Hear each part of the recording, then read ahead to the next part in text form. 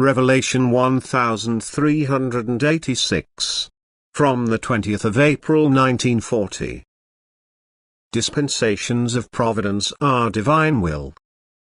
Guarantee for highest maturity. It is the Lord's will, that everything which lives subordinates itself to His laws. Consequently, nothing can happen that is not according to divine will as long as it concerns events which affect a person by providence for the purpose of inner experience. The human being's will can never oppose divine will. He will never succeed in abolishing or changing what God has determined, for such is not within his power. The human being's will has to fall in line with it. He must effectively agree even if it does not correspond to his will, since this coercion signifies his guarantee to be able to achieve the highest goal, that is, he is thereby given every opportunity towards higher development. Nevertheless, whether he makes use of it or not entirely depends on his will. But would a human being be able to shape his own destiny? This guarantee would not be given, for he has no idea what his spirit needs and in which way it can be set free.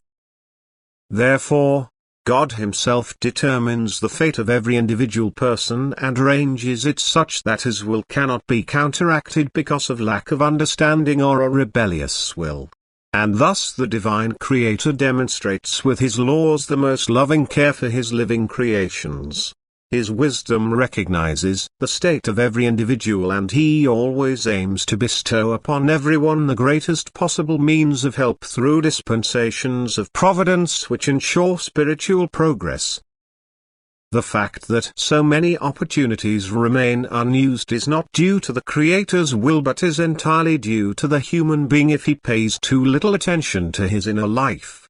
Yet this person could also be granted a different life, but he would never use it for the benefit of his soul. Therefore he should never consider his immature state of soul to be the result of his earthly destiny.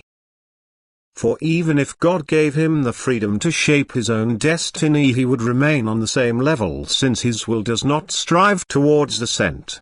The same applies to those entities which, in full possession of their will, populate the world of the beyond and which are therefore free from all earthly weight. They, too, are subject to a certain law which they have to submit to. If they are perfect, they can only want that which is God's will. And in the state of imperfection, the fate of the beings in the beyond is, like in earthly life, allotted to them such that it is most likely to contribute towards the soul's purification, realization and advancement. Once again, divine will applies, and once again it is left up to them to submit themselves, that is their will, to divine will or to resist it, but they can never change this will or make it ineffective. One will rules all. Everything that subordinates itself to this will of its own accord is redeemed. Yet damned are the beings which want to oppose the divine will. For this intention will only end with their downfall. Divine will can never ever be excluded.